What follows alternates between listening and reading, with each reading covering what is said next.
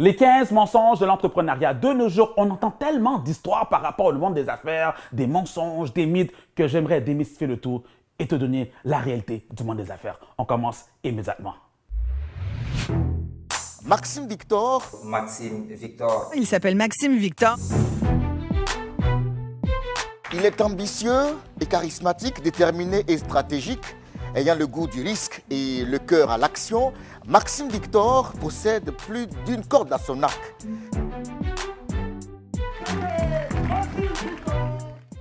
Le premier mensonge qu'on entend souvent, c'est celui-ci. Bâtir une entreprise autour de ta passion, suivre sa passion. C'est pas assez la passion, laisse-moi te dire. On est en affaires pour générer des profits, il ne faut pas que tu l'oublies. Disons qu'une personne, elle est passionnée de la santé, elle est passionnée de la cuisine, elle est passionnée de la pâtisserie. Elle a décidé de créer un gâteau santé, un gâteau sans sucre. Est-ce qu'il y a véritablement un marché pour des gens qui sont prêts à manger un gâteau sans sucre? Il y a 3 critères essentiels que tu dois tenir compte lorsque tu mets ton entreprise en place. La passion seule n'est pas assez. Je te montre ça immédiatement. Le premier critère, c'est bien sûr la clientèle. À qui est-ce que tu parles? Est-ce qu'il y a un besoin pour cela? Le deuxième critère, c'est ton produit. Oui, tu es là pour apporter des solutions. Et le troisième critère, qui à mes yeux est le plus important, c'est le cash. Oui, c'est le cash. Tu n'es pas en affaires pour faire du bénévolat, tu es en affaires pour générer des profits. Tiens compte de ces 3 critères parce que sinon, tu vas perdre ton temps avec des philosophies bizarres qu'on entend. Oui, regarde, bâtir une entreprise autour de ta passion. Tu dois être passionné, c'est vrai. Sois passionné du cheminement que tu entreprends pour atteindre tes rêves. Sois passionné du fait que tu es en train de te libérer, sortir de ce fameux métro boulot d'auto que j'appelle le 9 à 5. Sois passionné parce que tu veux atteindre ta liberté financière. Tu dois être passionné de cela. Deuxième mensonge, il y a plus d'opportunités ailleurs. Tu sais, Maxime, il y a plus d'opportunités en Amérique. C'est pas vrai. Il y a des opportunités partout. Les gens parlent beaucoup de l'Amérique, des États-Unis. D'ailleurs, les États-Unis n'ont pas été bâtis comme ça du jour au lendemain. Ça a été bâti après une crise. Lorsqu'il y a eu la guerre de sécession, qui a ravagé les États-Unis, il y a un groupe d'entrepreneurs qui se sont mis debout pour reconstruire le tout. Là, maintenant, on parle de Rockefeller, on parle de Andrew Carnegie, on parle de JP Morgan. C'est grâce à eux que l'Amérique a pris vie. Ça s'est passé après une crise. L'année dernière, je me rends au Congo pour faire une série de conférences sur l'entrepreneuriat, justement. Et il y a un participant qui me dit, tu sais, Maxime, ici au Congo, à Kinshasa, il y a plusieurs problèmes tels qu'on a des problèmes de transport. Il faut que j'ouvre une parenthèse. Tous les voyages que j'ai faits, j'ai toujours entendu le même discours. Maxime, tu sais, ici en Côte d'Ivoire, il y a beaucoup de problèmes. Au Sénégal, il y a beaucoup de problèmes. Au Cameroun, il y a beaucoup de problèmes. En France, il y a beaucoup de problèmes. Au Canada, il y a beaucoup de problèmes. Il y a beaucoup de problèmes partout. Lorsqu'on parle de problèmes, lorsqu'on parle de crise, on parle d'opportunités. Les grands empires se sont bâtis lorsqu'il y avait des crises.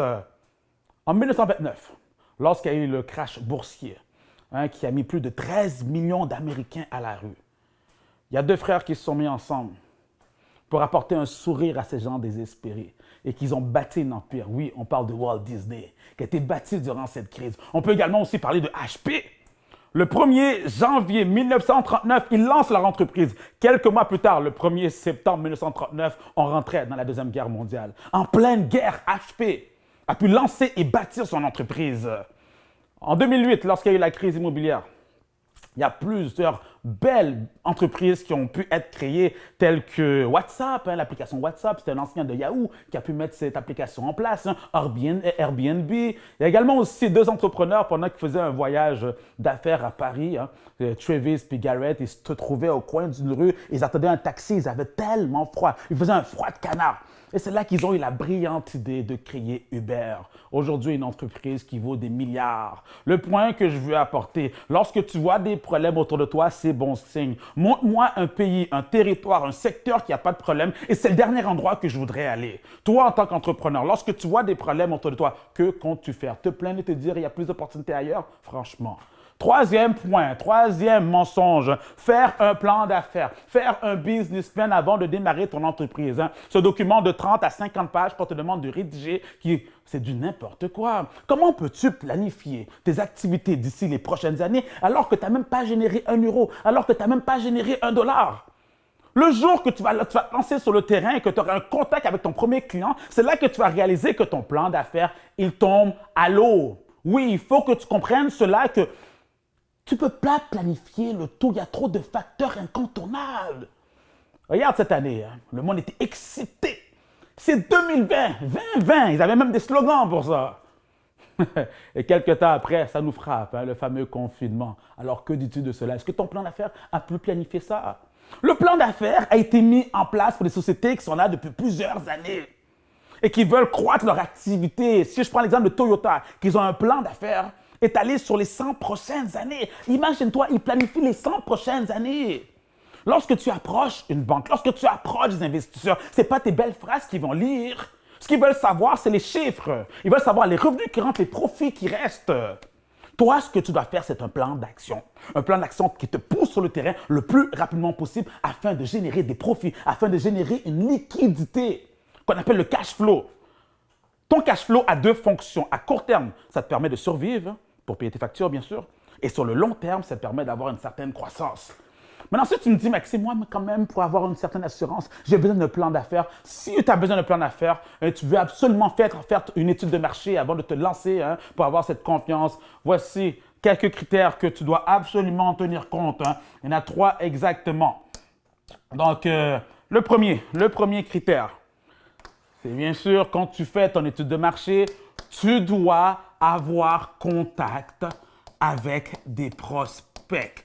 Des prospects, c'est des clients potentiels. De cette manière, lorsque tu leur parles, ça peut être sous forme de sondage, peu importe, tu peux savoir c'est quoi leur frustration, leur irritation, leurs problèmes pour apporter une solution à cela. Le deuxième critère, lorsque tu fais ton étude de marché, en plus de parler aux prospects, tu dois aussi savoir la compétition. Qui sont les joueurs qui sont sur le terrain? En sachant quelle est la compétition, tu peux connaître c'est quoi leur force, c'est quoi leur faiblesse et comment toi, tu peux te différencier, comment tu peux te faufiler entre les deux. C'est ce qu'on appelle ta valeur ajoutée. Et le troisième point, lorsque tu fais ton étude de marché, c'est de concevoir un démo. Oui, crée un site web bêta, juste pour commencer, débuter. Après, tu pourrais l'améliorer. Si tu vends des produits, des petits produits d'échantillonnage, juste pour commencer quelque part. C'est ça une vraie étude de marché. Tu dois te lancer dans l'action. C'est pas le temps de réfléchir et te dire « Ah, mais laisse-moi voir qu'est-ce que je pourrais faire. » Pendant que tu réfléchis, pendant que tu analyses, pendant que tu deviens paralysé, il y en a d'autres qui sont sur le terrain. J'ai une connaissance durant cette période qui a généré plus de 200 000 $. Imagine-toi, plus de 200 000 $ pour la conception de masques. Alors qu'il y en a d'autres qui réfléchissaient, est-ce que je me lance là-dedans? Lui, il s'est lancé. La plus grande qualité des entrepreneurs à succès, c'est leur rapidité d'exécution. Tu as une idée, passe à l'action le plus rapidement possible. Le quatrième mensonge, ne parle pas de ton projet. Ça, on l'entend souvent. Ne parle pas de ton projet, imagine que quoi? C'est vrai, il y a certaines personnes autour de toi, tu les connais déjà, c'est des gens négatifs, c'est des personnes qui veulent te décourager, c'est des personnes qui veulent te ramener vers le bas, c'est des personnes qui sont jaloux, peu importe. Ces personnes, à la base, t'es pauvre. Non, ne parle pas de ton projet. Quand on parle de... Moi, je t'encourage de parler de ton projet. Ce sont des gens qui peuvent t'aider. Personne ne peut t'aider si tu n'en parles pas. Lorsque tu parles de ton projet, tu reçois des critiques constructives. Ça t'apporte une confiance dans ton cheminement. Ça te permet également de bâtir une équipe. Oui. Parce qu'il faut comprendre qu'être en business, ce n'est pas un one-man show, ce n'est pas quelque chose que tu fais tout seul. J'aime la citation, le dicton qui dit qu'à seul, on va plus vite, mais à plusieurs, on va plus loin. Donc, si tu veux bâtir un empire, tu as besoin d'une équipe pour te le toi. Mais alors, pour ça, il faut que tu en parles. Et aussi, lorsque tu parles, ça te donne une pression. Parce que là, maintenant, les gens vont t'observer. Ils vont te demander, ils vont te poser la question, alors comment va ton projet? Comment va ton entreprise? Est-ce que tu t'es lancé? Personnellement, lorsque je me lance dans une nouvelle idée d'affaires, j'aime en parler. Exemple, lorsque j'ai pris cette décision d'ouvrir mon resto lounge, d'ailleurs aujourd'hui, je fais cette vidéo dans mon resto lounge, j'en ai parlé autour de moi, ça m'a permis d'avoir des idées, d'avoir des critiques constructives, également aussi une bonne pression pour continuer de persévérer parce que pour ceux qui ont visionné mes différentes vidéos, lorsque je vous parlais un peu du processus, il y a eu plusieurs challenges, des défis, des difficultés. Les gens me posaient la question, Maxime, alors ton lounge, c'est quand tu l'ouvres, alors comment ça se passe? Les gens voulaient une date. Donc, malgré les challenges que j'avais, ça me poussait à continuer parce que je sais que le monde m'observait. Et aussi le fait d'avoir parlé de mon projet bien avant l'ouverture, j'ai pu bâtir mon équipe au complet.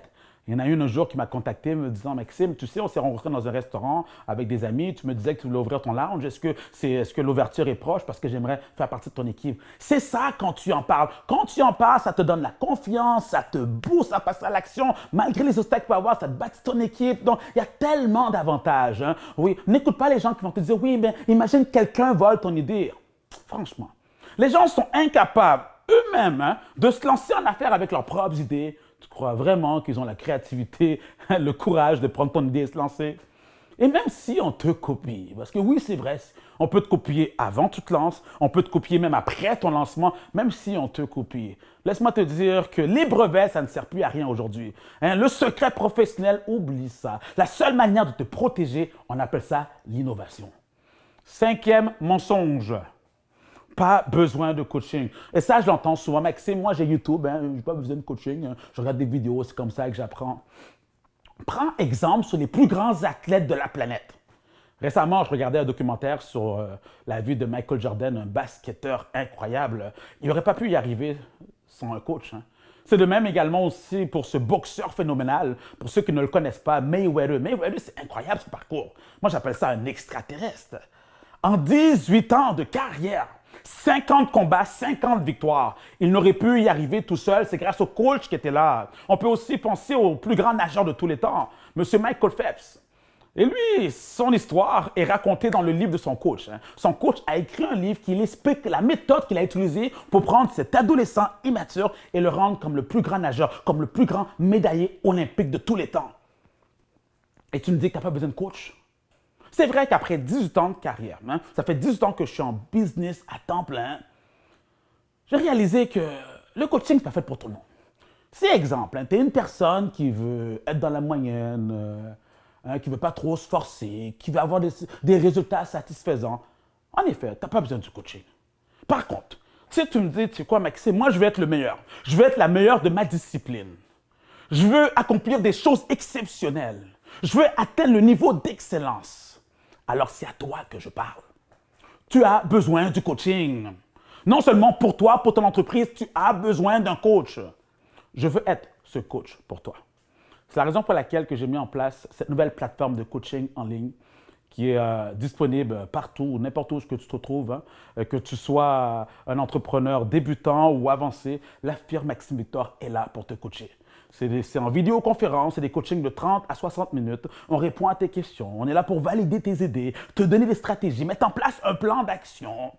Les prix du coaching sont très abordables. De toute manière, en tant qu'entrepreneur, tu sais que c'est important d'investir en toi, d'investir dans ton entreprise si tu veux aller de l'avant. Alors, si tu veux être coaché par les entrepreneurs de la firme Maxime Victor, va sur le lien sous la vidéo coach-express.com, réserve ta séance et ça va nous faire un plaisir de te propulser. 6e mensonge. Pas besoin de lire. Ça, c'est l'excuse qu'on entend souvent. Je vais te donner un secret. Si tu veux être le meilleur, la meilleure, si tu veux dépasser la masse des gens, fais ce qu'ils n'ont pas envie de faire. En d'autres termes, lire. Le monde ne veut plus lire aujourd'hui.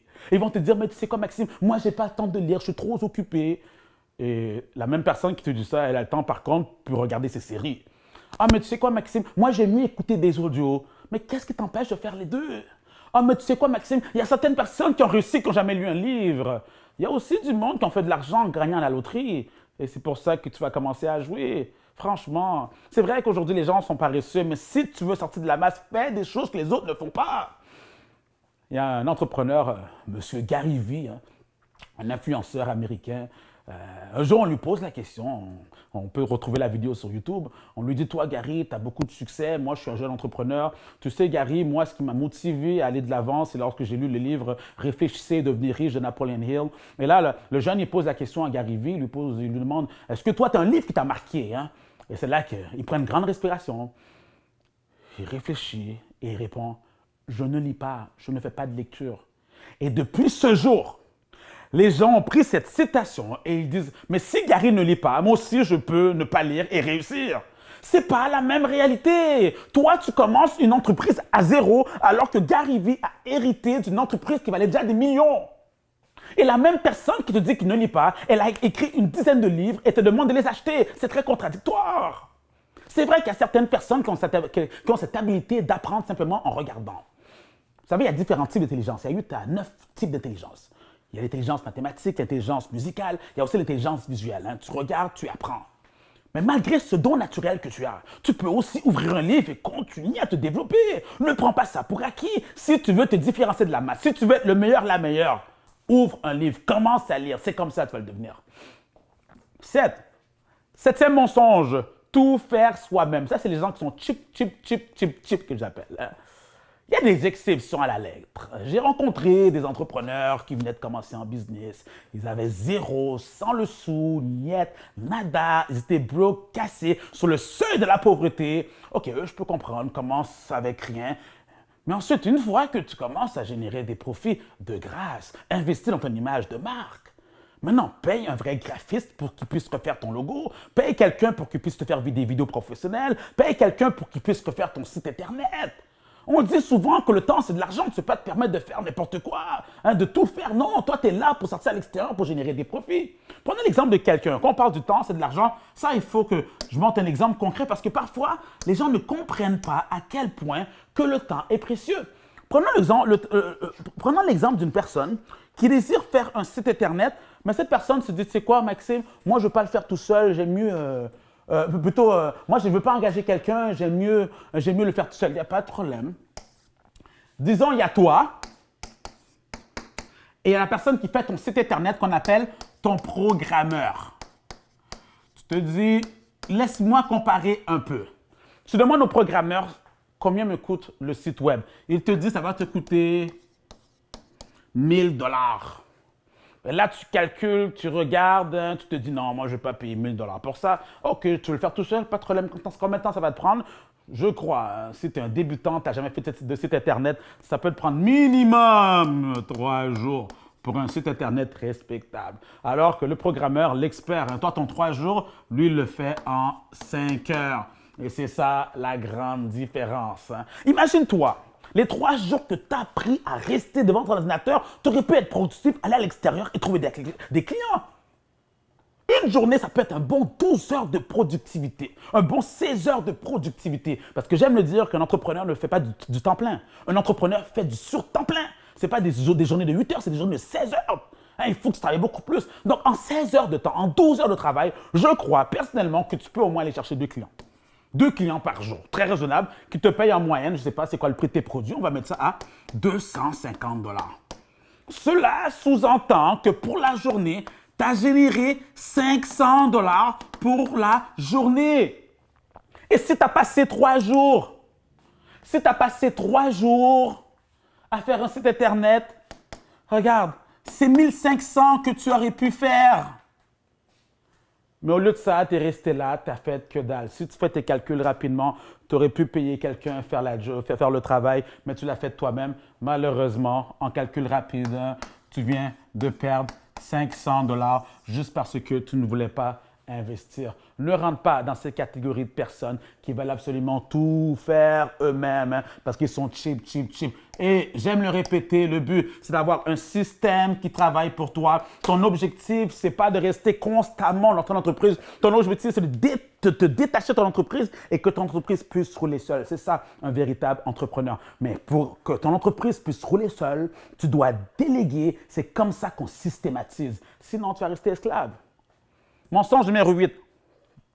Pas tout mettre dans le même panier. Ça, c'est encore un autre gros mensonge que le marché boursier a brainwashé les gens. C'est un gros lavage de cerveau. Et ils disent aux gens, vous devez diversifier vos activités, vos investissements. Eux, ils disent cela et propagent cette information dans le but que quand tu as plusieurs investissements partout, ils vont te dire, mais tu dois prendre les services d'un courtier immobilier pour gérer tes portefeuilles. Et c'est comme ça qu'ils font leur cash, avec les frais des services des courtiers.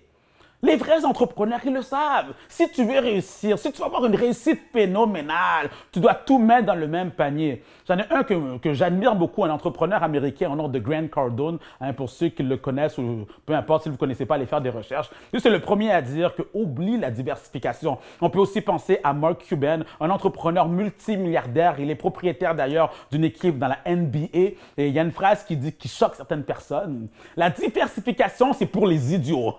Voilà, si on peut aussi penser à Andrew Carnegie. Andrew Carnegie qui a été le mentor de Napoleon Hill, celui qui a écrit le livre « Réfléchissez et devenez riche ». Et d'ailleurs, même Andrew Carnegie est considéré comme le 4e homme le plus riche de tous les temps.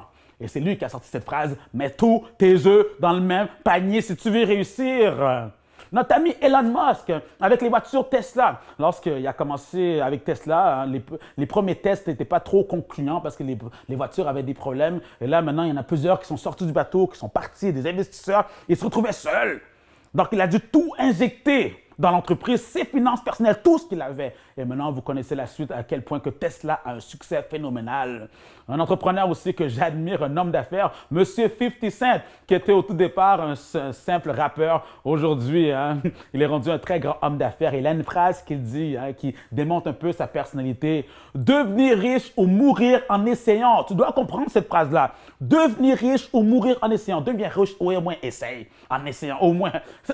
Ça veut dire quoi? C'est qu'il faut que tu mettes tout. C'est tout de même également aussi dans mon cas. Lorsque j'ai pris cette décision d'ouvrir ce restaurant, je n'étais pas obligé. Hein, j'avais la firme Maxime Victor, j'étais très confortable, j'aurais pu maintenant continuer je continue d'ailleurs, on continue à développer nos franchises un peu partout pour me contenter de cela. Mais il y avait une petite voix à l'intérieur de moi, la voix de l'entrepreneur qui me disait, Maxime, hein, tu peux pousser davantage. Alors quand j'ai pris cette décision d'ouvrir ce lounge, hein, pour ceux qui ont suivi mes différentes vidéos, j'ai acheté cet immeuble, j'ai fait les rénovations, ça a été tout un challenge. J'ai ouvert le lounge, j'ai mis tout ce que j'avais, toutes mes finances là-dedans. J'étais le seul investisseur. Donc, j'ai fait les sacrifices nécessaires pour y arriver. On a ouvert officiellement le 10 janvier 2020. Ça a été un succès phénoménal. Des soirées, on devait même refuser des personnes à la porte. Et 2 mois après, hein, pendant 2 mois, c'était très bien. Et 2 mois après, vous savez, on a reçu la nouvelle le 15 mars hein, par rapport au confinement. Donc là, maintenant, on a hâte que le gouvernement nous redonne le feu vert pour ouvrir, hein, pour être propulsé davantage. Le point que je veux apporter, c'est que lorsque tu prends cette décision de tout mettre dans le même panier, c'est là que tu réussis véritablement. 9. Pas d'expérience, ne te lance pas. Ça, on l'entend souvent, j'ai pas d'expérience, alors je ne vais pas me lancer là-dedans. Bien au contraire, si tu n'as pas d'expérience, la manière d'aller acquérir cela, tu peux maintenant t'associer avec une personne qui a de l'expérience. Tu peux prendre un membre de ton équipe, d'aller former cette personne-là et ensuite elle redonne ce bagage-là dans ton entreprise. Tu peux aussi toi-même te former. J'ai une cliente qui a un salon de coiffure ici à Montréal qui va extrêmement bien. Donc, ils ont un salon de coiffure au Canada. Ils ont ouvert un autre salon de coiffure tout récemment en Martinique. Et ce qui est incroyable avec cette cliente, c'est qu'elle n'est pas coiffeuse. Non, elle s'est entourée des meilleurs coiffeurs et coiffeuses. C'est de même pour toi. Si tu veux lancer une entreprise, tu n'as pas l'expertise en question, tu peux simplement t'entourer des meilleurs. 10, mensonge numéro 10, il faut un partenaire. Tu sais, il y a des personnes qui peuvent rien faire s'il n'y a personne autour de eux. Donc, ils sont tout le temps en train de chercher des compatriotes. Hein. Ça me fait penser justement à le sport, hein, ceux qui veulent aller au sport, hein, à la salle de gym, ceux qui veulent faire du gym, ils sont tout le temps en train de chercher quelqu'un. S'il n'y a personne qui les accompagne, ils n'y vont pas. C'est le même aussi pour les voyages. Hein. Si tu retrouves, il y en a qui, s'ils n'ont personne à voyager avec, ils ne voyagent pas. Personnellement, j'aime voyager seul. Mon premier voyage que j'ai fait seul, je suis allé à Cuba. C'était assez incroyable parce que quand tu arrives sur le resort, hein, quand tu arrives à l'hôtel, il y a le resort, hein, comme on dit en anglais, j'étais sur la plage. Et puis, j'étais seul, puis il y en a qui venaient me voir parce qu'eux sont venus en famille, entre amis. Puis ils me disaient, attends, t'es vraiment venu à Cuba tout seul? Oui. Je suis bien avec moi-même, je n'ai pas de complexité d'être avec ma propre personne. Et c'est de même aussi en business, il y en a qui veulent se lancer, s'ils ne trouvent personne à se lancer avec eux, malgré leurs belles idées, ne se lancent pas. Ils sont tout le temps à la recherche de collaborateurs, de partenaires, d'investisseurs. Et si j'ouvrais une parenthèse par rapport aux investisseurs, ce n'est pas recommandé lorsque tu débutes ton entreprise. Tu sais, un investisseur, il prend un risque de te donner son argent. On appelle ça du capital à risque. Il veut s'assurer qu'il y a un bon retour sur son investissement. De ce fait, ne sois pas étonné s'il te contacte quotidiennement, qu'il soit toujours derrière toi. Et même pour déplacer une poubelle, tu devrais lui demander la permission. C'est ce qu'on appelle travailler pour l'investisseur. Donc, oublie ta liberté d'être entrepreneur. Moi, je l'ai vécu personnellement en 2005. Hein. En 2005, j'avais ce projet d'ouvrir un centre d'affaires.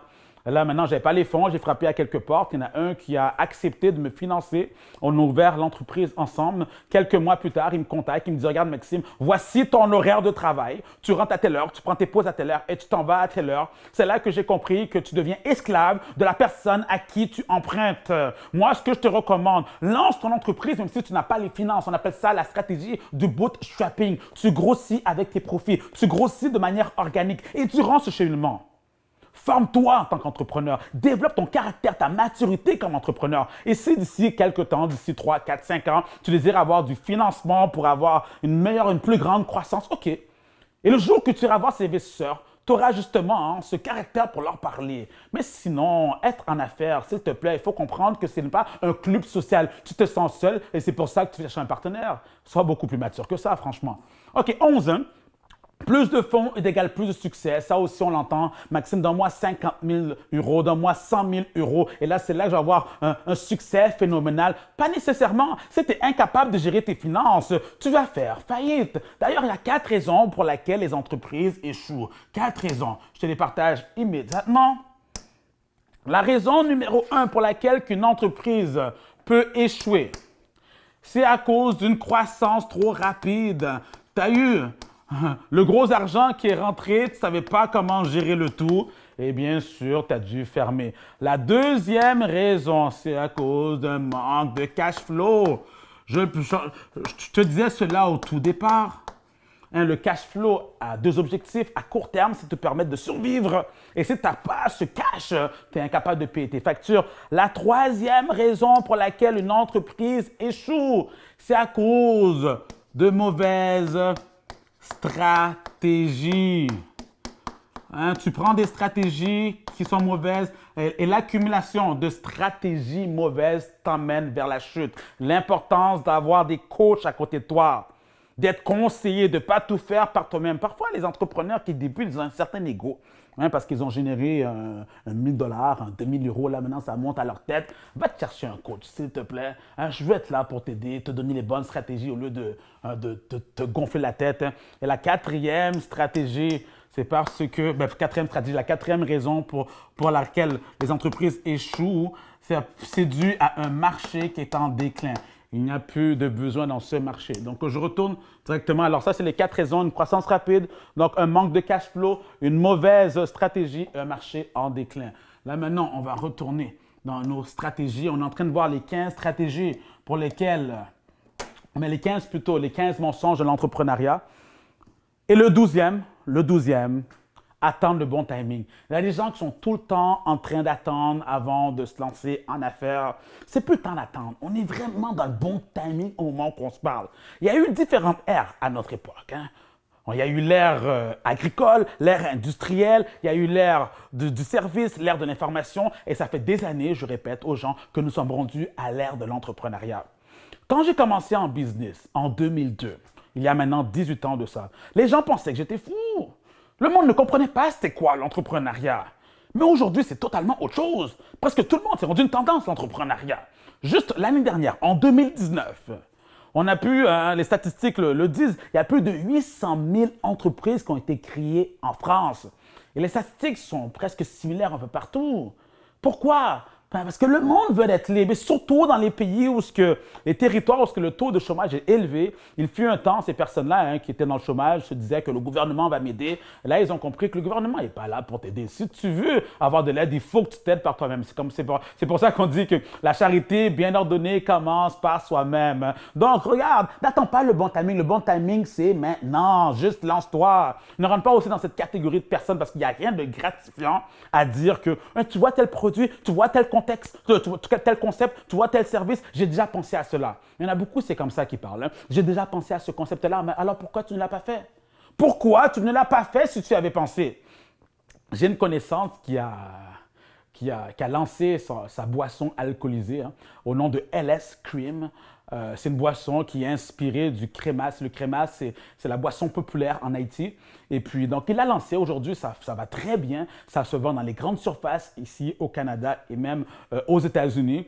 Et donc, c'est quand même un grand pas qu'il a fait. Il pensait que les gens allaient l'encourager. Et bien, au contraire, ils ont commencé à lui lancer des pierres.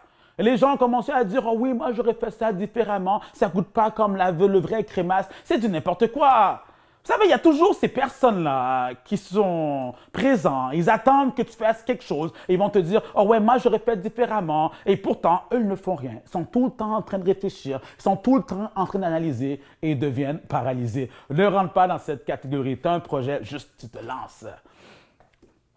13, le 13e mensonge. Ceux qui réussissent sont des escrocs. Ceux qui réussissent sont des voleurs. Ceux qui réussissent ont fait quelque chose de croche. Ils ont vendu leur âme. Tu sais, ce genre de phrases qu'on entend. C'est totalement faux. Il y en a qui me disent « Ouais, Maxime, mais tu sais que l'argent change le monde. » L'argent ne change pas les gens. L'argent dévoile la vraie nature d'une personne. Si à la base, une personne elle est généreuse, donne-lui plus d'argent, elle va en redonner plus. Mais si au contraire, la personne est escroc, c'est une voleuse, ce n'est pas l'argent qui l'a changé, elle a toujours été ainsi. L'argent est un instrument qui est neutre. J'aime comparer l'argent à un couteau. Disons que ça, c'est un couteau. Tu prends ce couteau et tu le remets au plus grand chef culinaire qui existe. Ce chef va nous faire des chefs-d'œuvre avec ce couteau. Maintenant, on reprend le même couteau et on le donne au plus grand criminel. Il va nous faire des chefs-d'œuvre à sa manière. Est-ce que c'est le couteau qui est mauvais? Est-ce que c'est l'instrument qui est mauvais? Est-ce que c'est l'argent qui est mauvais? Non. Quand tu vois des entrepreneurs réussir, c'est parce qu'ils ont travaillé fort pour y arriver. Ils ont fait des sacrifices pour être là. Ils se sont formés. Ils sont allés prendre les informations. Il n'y a pas eu de chance dans tout ça. Toi, le jour que tu vas réussir, c'est parce que tu as volé quelqu'un. Non, c'est parce que tu as travaillé. Tu as mis les efforts nécessaires, tu as fait les sacrifices et c'est pour ça qu'on va t'acclamer. L'avant-dernier, mensonge, le client est roi. Le client est roi pour les autres, personnellement, pas dans mon vocabulaire et ni dans mon dictionnaire. Le client est roi pour certaines personnes parce qu'il vise tout le monde. Donc, celui qui vise tout le monde ne vise personne. Et quand tu vises tout le monde, il y a des gens qui vont venir te voir, qui vont penser qu'ils sont rois. Je te conseille de choisir ta clientèle, même de congédier certains clients. Je crois personnellement que la clientèle et toi, en tant qu'entrepreneur, vous devez former un partenariat. C'est une collaboration. Il n'y a personne de supérieur. Le client n'est pas plus supérieur que toi. Tu n'es pas plus supérieur que le client. Donc, pour avoir cette chimie, pour avoir cette collaboration, ce partenariat, tu dois savoir sélectionner tes clients. J'appelle ça des clients de niveau 10. Il y a 4 critères que tu dois tenir compte quand tu veux sélectionner tes clients et qu'ils soient des clients de niveau 10. Le premier critère pour savoir si ton client est un client de niveau 10, c'est un client, c'est une personne qui respecte ton expertise. La personne, elle sait qu'est-ce que tu fais, elle respecte cela, elle veut faire affaire avec toi parce qu'elle sait que c'est toi le meilleur, la meilleure. Deuxième critère qui fait en sorte que ce soit un client de niveau 10, c'est un client qui respecte tes prix. Pas un client qui vient te voir, elle ne t'a même pas posé des questions sur tes produits et services, elle t'a juste demandé c'est quoi tes prix, est-ce que tu es le moins cher sur le marché. Mets ça de côté. Le troisième critère, c'est un client qui sait ce qu'il veut. En d'autres termes, c'est un client rigoureux, c'est un client qui cherche l'excellence. Elle a réalisé que toi, tu avais l'excellence. C'est pour ça qu'elle va faire affaire avec toi. Et le quatrième critère que tu veux tenir compte pour savoir si c'est un client de niveau 10, c'est un client qui a les mêmes valeurs que toi. Hein? Donc, c'est ça, c'est vraiment sur ça que tu dois tenir compte. C'est l'expertise, respecte tes prix, rigoureux et les mêmes valeurs que toi. Quand c'est un client de niveau 10, tu fais affaire avec cette personne-là et elle ne devient plus un client qui est roi, mais ça devient un partenariat. Et le dernier point, le dernier mensonge qu'on entend pour devenir entrepreneur, hein, il faut aller à l'université. C'est pas vrai, c'est faux. L'université a été conçu pour former des employés. Le jour que ton entreprise aura une grosse croissance, tu auras besoin maintenant de structurer tes activités, de mettre en place des processus, de mettre en place des procédures. Là, je te recommande fortement d'engager des gens qui sont allés à l'université pour gérer ton entreprise. C'est ça leur formation et ils ont été formés pour gérer les entreprises des autres. Mais toi, en tant qu'entrepreneur, si tu veux te former, ce n'est pas à l'université. Tu dois aller voir des organisations qui ont une approche différente. Les organisations où les formateurs sont tout d'abord des entrepreneurs. Je prends l'exemple de notre firme, la firme Maxime Victor. On n'est aucunement associé au gouvernement. On ne reçoit pas de subventions du gouvernement. On est une organisation privée. Et tous nos formateurs sont à la base tous entrepreneurs. Tous les coachs qui travaillent au sein de la firme sont à la base tous des entrepreneurs qui transmettent leur expertise, leur bagage, leur vécu. C'est ce genre de formation que tu as besoin. Et comme j'ai dit également au début de la vidéo, tu peux aussi te faire former en coaching. J'aime beaucoup l'approche du coaching. C'est une approche individuelle. Tu poses des questions, la personne est là pour toi. Depuis les dernières semaines, j'ai coaché des entrepreneurs un peu partout dans le monde. Hein. au Congo, Suisse, France, Canada. Vraiment de très belles histoires. J'aime bien quelqu'un qui a plein de doutes, plein de questionnements. Et après la science, hein, tout s'est éclairci. Si c'est ton cas, je te dirais, va sur le lien que je t'ai partagé un peu plus tôt, coach-express.com. Et ça va me faire un plaisir de te coacher, de te propulser afin que tu puisses atteindre tes objectifs. C'était Maxime Victor pour t'inspirer et te motiver à te surpasser.